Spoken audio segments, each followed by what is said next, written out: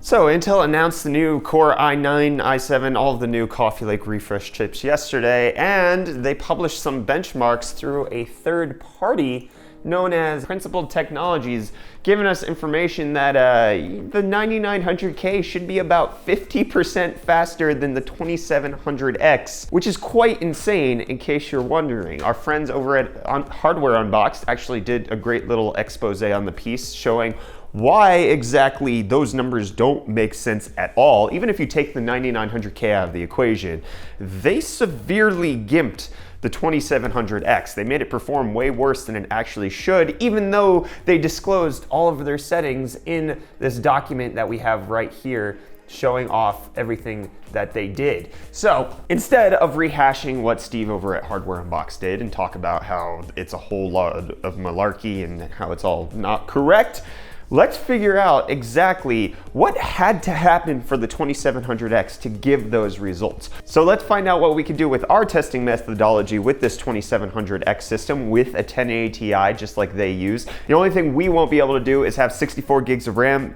We can only do 32 because we don't have 16 gig DIMMs, but we'll set it to the same clock speed and we'll just try to figure out how do we get the 2700X to perform terribly just like they did in the video. So come along and join me for that. So the first thing we're going to want to do is change the settings so that the RAM is running at 2933 megahertz on all 32 gigs, because that's what they had it at in the system as far as what they said, as well as the 2700X just running on default stock, no overclocking there whatsoever. 2933 megahertz. We're not going to adjust the timings just yet. They said that they didn't set it to anything special. Actually, they didn't specify what the timings were, and I think that's how we're going to have to potentially gimp this PC, because at 1080 Ti with the 2700X at 2933 on all 32 gigs, we should be seeing significantly more FPS. So in the article, they state that if they could, they document it with fraps, and if they couldn't, they just use the game's inbuilt benchmarks. And so that's what we're gonna be doing with the several games that we have here. So they set it too high at 1080p, they turned VSync off, it was DirectX 12.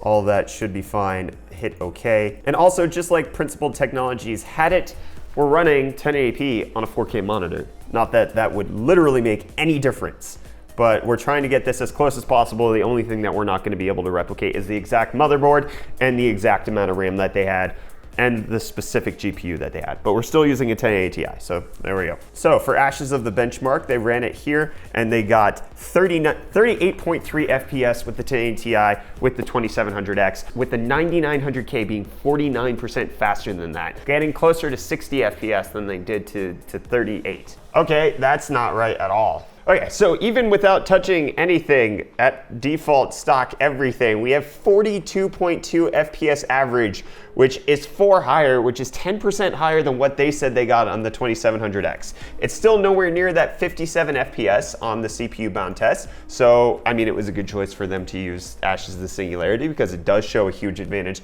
on the 9900K, but it's not quite as egregious as what they put it as. So now let's move on to Assassin's Creed Origin, and then we're gonna do 1080p high graphics benchmark.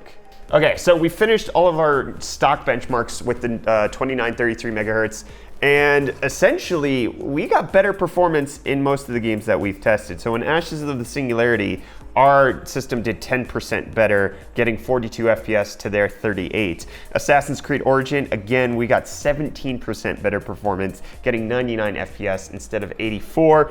In a couple of the games though, however, it's nearly identical. So in Far Cry 5, we have 106 FPS to their 104. We have 140 FPS in Shadow of War to their 140. In Ghost Recon Wildlands, we got 123.5 to their 121.3. And then in Final Fantasy 15, we got about 200 points higher in their benchmark score, since they didn't record the FPS, they just reported the benchmark score. So from Far Cry 5, Shadow of War, Wildlands, and Final Fantasy 15, the highest difference we had was 1.9% there. So there's two games where we got wildly different results trying to do the exact same testing methodology. In the other ones, it was totally fine. So this is a bit of a toss-up. It actually doesn't really seem like there's gimped performance in some of them, but in the others it does. So we're gonna retest the ones where there was, actually, let's just go ahead and retest all of them. And Specifically, we're going to try to GIMP the ones in Ashes of the Singularity and Assassin's Creed Origins, because that's the only way we're going to get it that low. 5 hours later. So we actually already filmed the conclusion of this video. We went through the whole steps to try to GIMP this.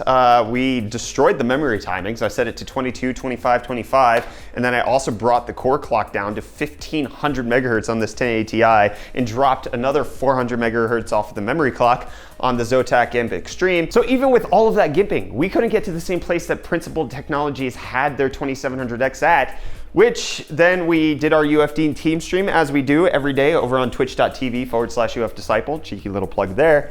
And our viewers kind of pointed out to us that we missed something in the article, in the document that Principled Technology has, which is that they had game mode enabled on Ryzen.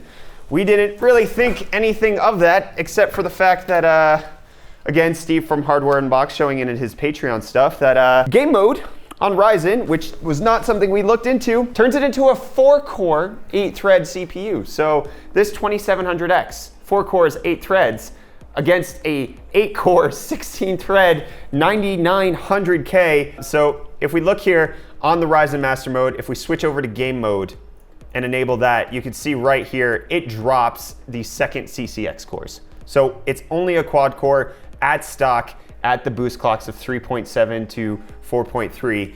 That's gonna work to actually get us about down to the bad scores that they had. So we're applying that now. It's dropping it there. The reason I didn't catch this personally was because I was looking for how they set it in the BIOS. I was expecting them, if they were going to disable CCX cores, it would have been at the BIOS level, but they did it with Ryzen Master instead, which then they don't have to say that they did it at the BIOS level. Principled Technology fully disclosed everything that they did, but again, like the 28-core water chiller, everything that's on stage might not really be what's going on behind the scenes. So we have game mode enabled, we have half of the cores disabled. Now it's time for us to go through all of the testing again to see if we can get the games to match up as far as the performance numbers.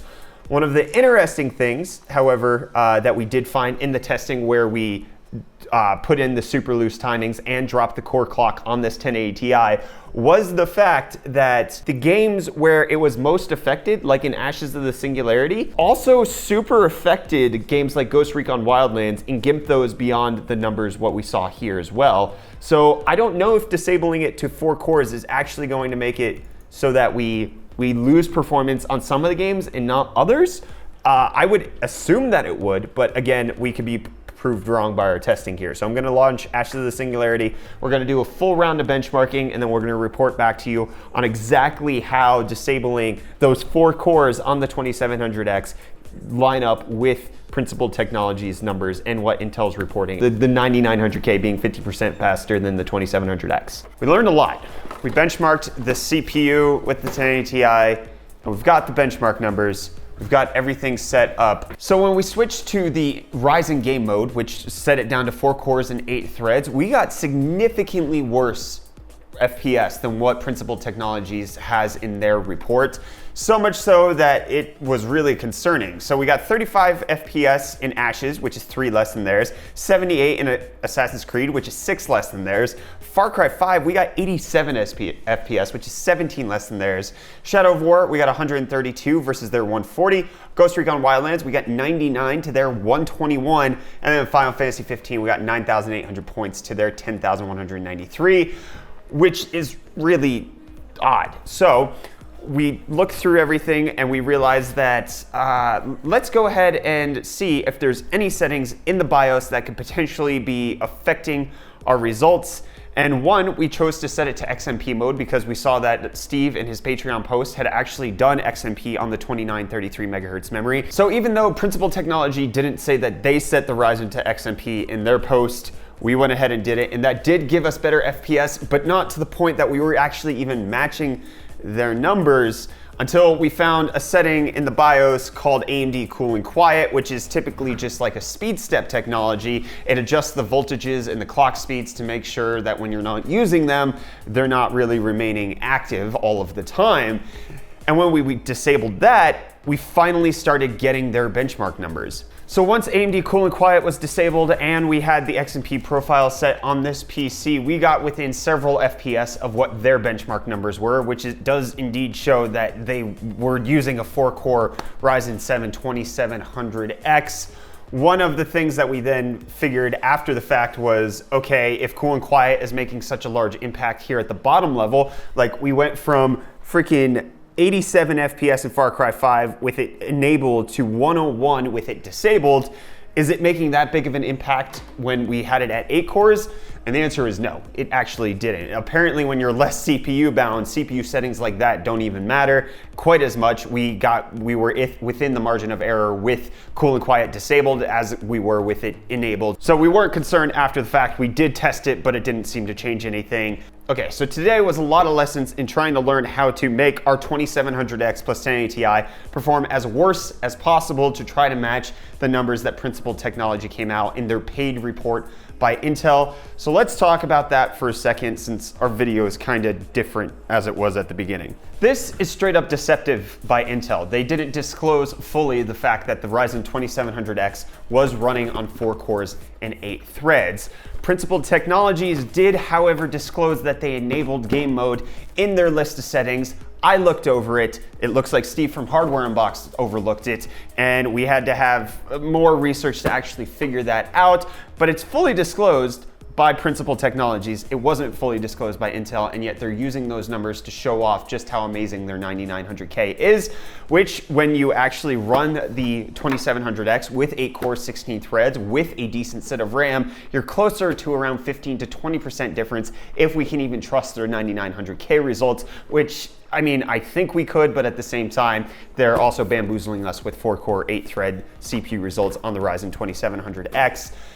One of the things that could be argued from Intel's side, just playing devil's advocate here, is that they're enabling game mode on Ryzen, which, I mean, if you're playing games on Ryzen, and that's what we're testing here, having game mode enabled would make sense. It's not their fault that game mode disables half of the cores, that's AMD's fault, which would be completely true, but also it is still deceptive, kind of underhanded, and a little scummy that they would choose to run it at half its capacity on games that are CPU bound at 1080p at high settings in situations where the 1080 Ti is going to overtake it. It doesn't really work. If you were to do all of this testing with the 1080 Ti at 4K, the gaps between the 2700X on game mode and not game mode wouldn't be as obvious, and also the gaps between the 2700X and the 9900K would basically be non-existent, because then you would be GPU bound. But Intel and Principled Technology chose to do this in a way that bound all of the games to the CPU, enabled game mode without disclosing it, and basically nerfed the Ryzen 7 into a Ryzen 3 and then said, great, we're 50% faster. Intel, if you need to compete against a Ryzen 3 to perform 50% faster in games, great, but when you're charging $580 for a CPU, maybe try to level the playing field a bit more appropriately, even if it is AMD's fault that game mode was switched on. I'm not happy about this. I don't think any of us should necessarily appreciate the fact that Intel did this here. I think that brings me to the conclusion that I want to wrap up into. It's not that we make these videos to really complain about Intel. The 9900K will likely, very likely, be the best gaming CPU on the planet, bar none, no exceptions. At a $580 price tag, take with that what you will. It's going to be a great CPU.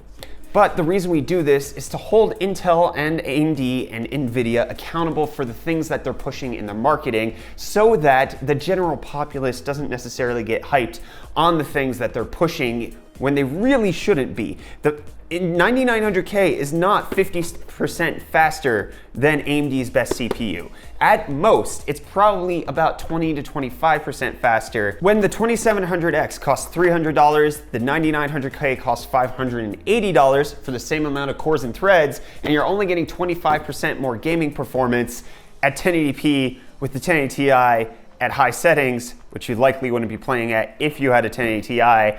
the value proposition doesn't exist. But Intel, instead of trying to figure out how they can pitch their CPU, they chose to degrade AMD's, which is not really the best result that they should have given out there. They should have let the 9900K stand alone, but they didn't because marketing. That's how it works. AMD game mode versus 9900K, ready to go all the time. And that's what we're here with. We're here with Intel, kind of pulling some shady moves on their marketing with the CPU results.